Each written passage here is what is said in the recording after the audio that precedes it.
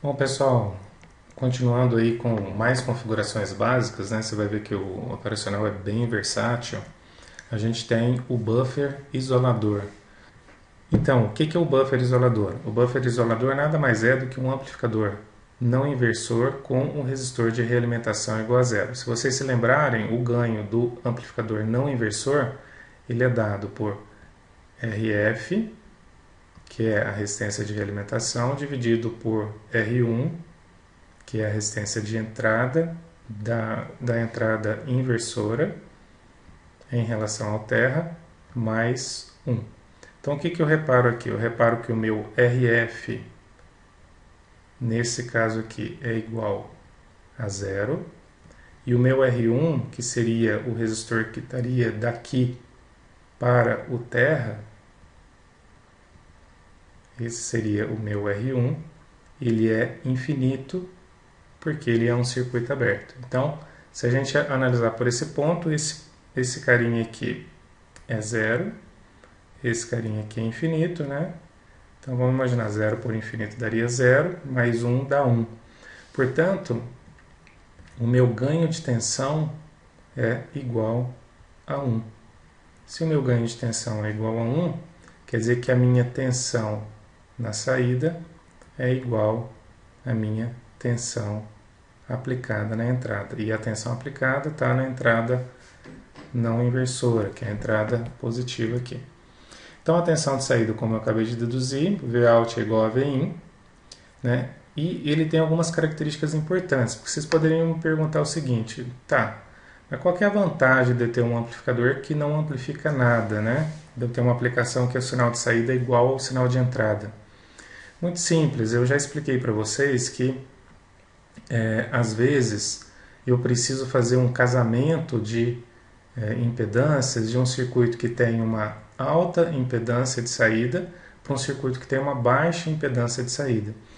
Se eu tenho uma fonte de entrada com uma alta impedância de saída, eu preciso ter aqui uma alta impedância de entrada, de maneira que, ou uma altíssima impedância de entrada, de maneira que eu consiga fazer o máximo de aproveitamento desse sinal aqui para ser amplificado.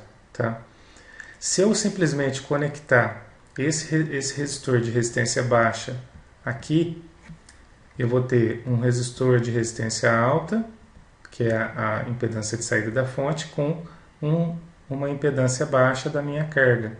Isso vai diminuir muito, né, a tensão disponível aqui em cima da minha carga, que vai ser uma tensão muito baixa devido ao divisor de tensão, né, que a tensão nesse ponto aqui vai ser a tensão Vin vezes o meu resistor, né, que tem uma resistência baixa, dividido pela resistência equivalente, que vai ser a resistência alta mais a resistência baixa. Então, por aí, vocês vejam que eu aproveito muito pouco da fonte de tensão que está sendo aplicada no circuito. Então, se eu fizer essa configuração com o amplificador, com o buffer isolador, o que eu obtenho?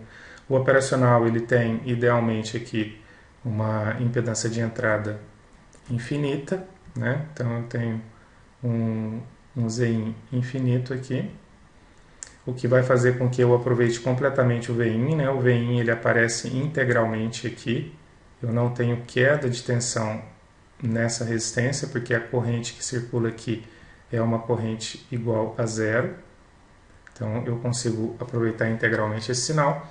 E o meu amplificador operacional, como eu falei para vocês, ele tem uma impedância de saída baixa, né? Então ele tem um Zout baixo, o que vai fazer com que a tensão que eu estiver colocando na minha saída do amplificador aqui, a minha saída amplificada, passando por uma impedância de saída baixa, junto com essa saída baixa aqui também, mas como a do amplificador operacional é muito mais baixa, eu também quase não tenho perda do sinal. Então, idealmente, essa impedância de saída do amplificador operacional é zero, fazendo com que o meu sinal em cima da minha carga, o meu VR, seja aproximadamente igual ao meu VO, que é a saída do meu amplificador. Então, eu consigo fazer o casamento, né, de uma entrada de alta impedância com uma saída de baixa impedância. Por isso que ele é chamado de isolador.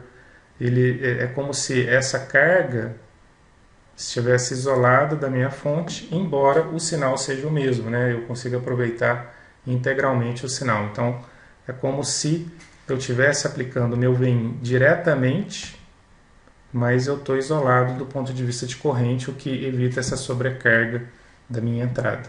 Tá? Essa é a grande aplicação do buffer isolador. Sempre que eu quiser fazer isso, né, eu ter esse isolamento aí, seria interessante. Vamos pensar aqui uma aplicação que você já conhece. Vamos imaginar que aqui seja a saída de um circuito lógico mesmo, de uma porta inversora, que tem uma baixa capacidade de fornecimento de corrente, né? E eu precisasse acionar um relé. A minha carga fosse um relé. Então, ao invés de eu construir um driver com um transistor, que nós já aprendemos isso em eletrônica 1, eu poderia fazer essa configuração aqui, de forma que o amplificador operacional é que geraria a corrente para acionar o meu relé e a impedância de entrada seja muito baixa. Obviamente que esse relé também não pode ser puxar muita corrente, né? Mas eu acho que vocês entenderam o espírito. Eu preciso de ter uma corrente suficiente aqui que o operacional gere, de acordo com a carga que eu estou colocando, tá?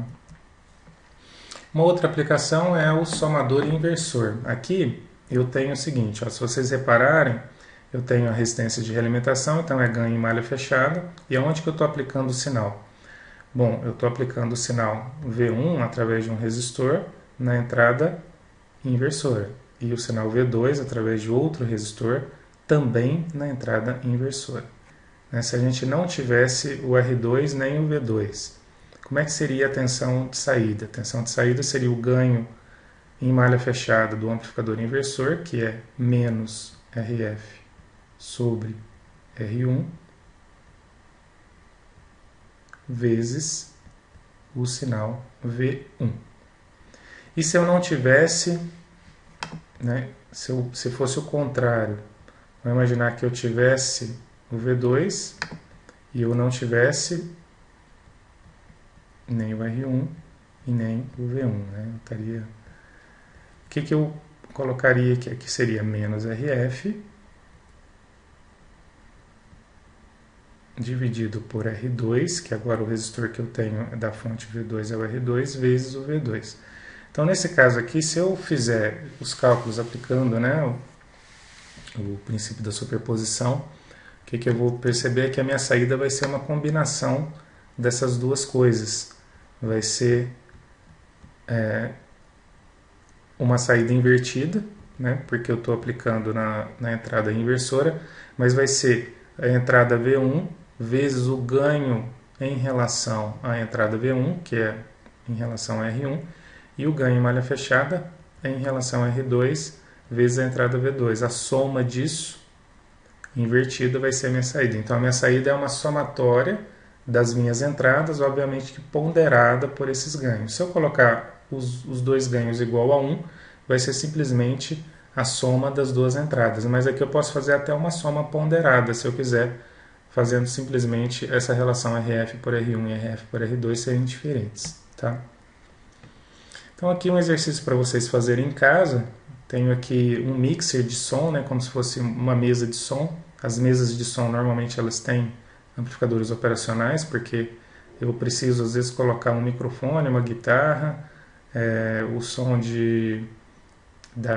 do microfone da bateria, por exemplo, né?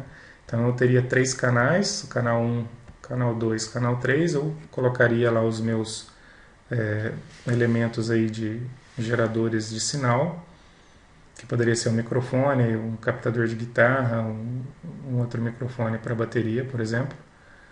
E eu teria de combinar isso para jogar tudo isso numa única saída e fazer a amplificação para mandar o som para as pessoas que estiverem ouvindo, né? Então isso aqui é feito através de um somador inversor.